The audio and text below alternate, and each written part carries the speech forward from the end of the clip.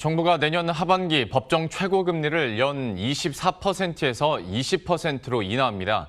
고금리 대출을 이용하는 저신용 차주의 이자 부담을 덜어주기 위한 취지인데요. 저신용 차주 중에서 비교적 신용도가 높으면 이자 경감 혜택을 누릴 수 있겠지만 그렇지 않으면 대부업체나 저축은행으로부터 대출을 거절당할 수 있는 가능성도 있어서 부작용에 대한 우려도 제기가 되고 있는데요. 관련한 내용은 취재기자와 함께 이야기 나눠보도록 하겠습니다. 이충우 기자 나와 있습니다. 일단 법정 최고금리 인하로 인해서 혜택을 받는 저신용 차주가 얼마나 되는지 그 규모부터 한번 설명을 해주시죠.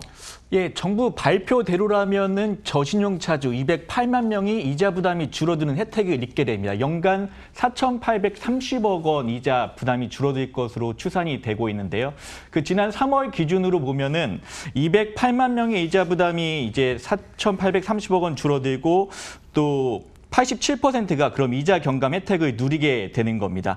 현재 법정 최고금리는 대부업법과 이자제한법에서 24%로 정하고 있는데요. 대부업법과 이자제한법 시행령을 고쳐서 법정 최고금리를 20%로 내리기로 한 겁니다.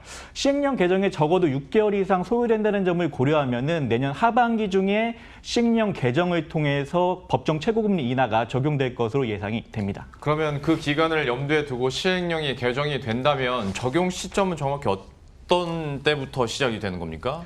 예, 기본적으로는 시행령이 개정된 뒤에 이제 새로 대출 계약을 체결해서 대출을 받을 때부터 법정 최고 금리 인하가 적용이 되거든요. 예. 마찬가지로 기존 계약을 갱신하거나 만기를 연장할 때도 법정 최고금리가 그때부터 인하분이 적용이 됩니다.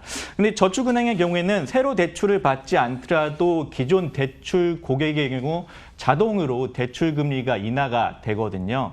배경을 살펴보면은 금융당국 요구에 따라 2018년 11월 표준 여신거래 약관을 개정한 데 따른 것인데요.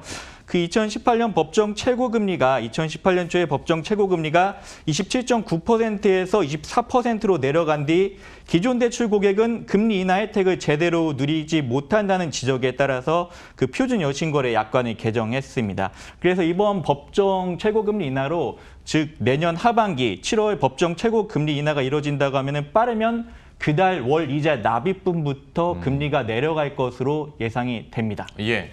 앞에서 이충우 기자가 그러면 이제 저신용 차주 중에서 한 87%가 이자 경감 부담을 가져갈 수 있을 것이다라고 얘기를 해줬는데 그럼 그 나머지, 그러니까 그 저신용 차주 중에서도 신용도가 낮은 차주들은 어떻게 되는 겁니까? 예, 금융위 발표 자료대로라면은 31만 6천 명이 대출 만기를 연장하는 데 어려움을 겪을 수 있다고 금융위원회는 보고 있거든요. 예. 그 연 20%가 넘는 금리로 대출을 받는 239만 명 중에 13%가 해당이 되는데요. 금융위는 대출 만기가 도래하는 시점부터 민간 금융 이용이 축소될 수 있다고 분석을 했는데요. 민간 금융사, 즉 대부업체와 저축은행 그리고 카드사와 캐피탈사에서 대출을 받기 힘들 수 있다는 점을 표현한 것으로 보입니다. 그 저신용 차주의 경우에는 예상 부도율하고 그 부도시 손실률을 감안해 산정한 신용 원가가 차지하는 비중이 점차 커지는데요. 금융사에서 이제 조달 금리하고 업무 비용, 신용 원가까지 따져보고 이자 수익보다 비용이 커서 손실이 날 가능성이 높다 이렇게 판단하게 되면은 대출 거절이 늘어날 가능성이 더 커지게 되는 것이죠. 최악의 경우에는 그러면 어디서도 돈을 못 빌릴 수 있다라는 건데 여기에 대한 보완책은 그럼 있습니까? 예, 방금 말씀드린 것처럼 만기 연장이 어렵다면 대출 원금을 갚아야 되지 않습니까? 예. 만약에 금융사에서 대출을 받지 못하는 고객을 대상으로 정부가 이제 정책 금융 상품 공급을 확대해서 대안 대출을 할 수 있도록 지원하기로 했고요. 이마저도 힘든 경우에는 연체가 발생하면 채무를 조정해 주거나 신용을 회복하는 데 도움을 주는 지원책도 강화를 하기로 했습니다. 근데 더 큰 문제는 자금 이용에 절박해서 어떻게든 대출을 받아야 하는 저신용차주죠. 이런 분들 같은 경우에는 결국 불법 사금융을 이용할 수 있다. 이런 우려도 제기되고 있는데요. 금융위도 이 부분은 인정을 했습니다. 금융위 추산대로라면은 그 저신용 차주, 불법 사금융을 이용할 수 있는 저신용 차주는 3만 9천 명으로 파악을 하고 있습니다. 예, 조금 더 세세하고 현실적인 보완책도 필요해 보이고 금융업권별로도 한번 앞으로의 변화들 얘기해 보도록 하겠습니다. 현재 그러면 연 20%가 넘는 금리로 돈을 빌린 고객 비중이 업권별로는 어떻게 되는 겁니까? 예, 역시 대부업이 가장 많습니다. 예. 그 20% 초과 대출 금리로 대출을 받고 있는 차주의 비중을 보면은 대부업이 이제 전체 99.2%로 가장 많았고요.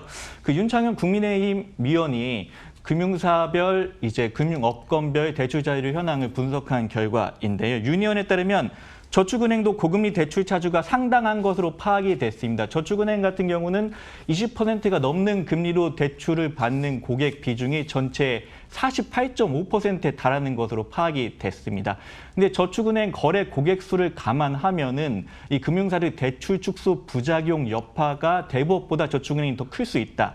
이런 우려까지 제기되고 있는 상황입니다. 그러면 저축은행 고객 같은 경우에도 신용도에 따라서 그리고 심사 결과에 따라서 대출을 추가로 못 받는 일도 생기겠네요. 예, 그렇습니다. 저축은행 아까 말씀드렸듯이 법정 최고 금리가 내려가면은 그 대출 금리 이자가 자동으로 인하된다고 말씀드리지 않았습니까? 예. 그런데 이 고객들도 대출 만기를 연장하거나 신규로 대출을 받을 때 대출 심사가 까다로워져서 문턱이 높아지는 대출 부작용을 겪을 수 있다는 것이죠. 안 그래도 코로나19 사태로 경기 침체가 심화되면서 부실 대출에 대한 우려가 커진 상황 아니지 않습니까? 그래서 대출 심사에 보수적으로 나서는 저축은행이 늘고 있는데요. 이 대출이 나가지 않다 보니까 예금만 쌓이고 그렇다 보니까 수신고를 조절하기 위해서 예금 금리를 인하하는 저축은행까지 나오고 있지 않습니까? 그래서 현재 대형 저축은행만 대출을 늘리고 있는 빈익빈, 부익부 현상이 나타나고 있는데요. 그 비교적 상환 능력이 높은 차주를 대상으로 한 중금리 대출을 늘리고 있기 때문입니다. 이 중금리 대출 평균 금리는 16%인데요. 이 대형사 같은 경우에는 대출 심사 능력이 뒷받침되다 보니까 그 상환 능력이 되는 차주를 찾고 그 차주를 대상으로 중금리 대출을 늘려서 이자 이익을 크게 늘리고 있습니다. 그런데 이런 상황에서 기존의 20%를 넘는 금리로 대출해주던 고객에 최대 4%포인트까지 금리를 낮추며 대출을 해줄 만한 유인을 찾기 힘들게 된 것이죠.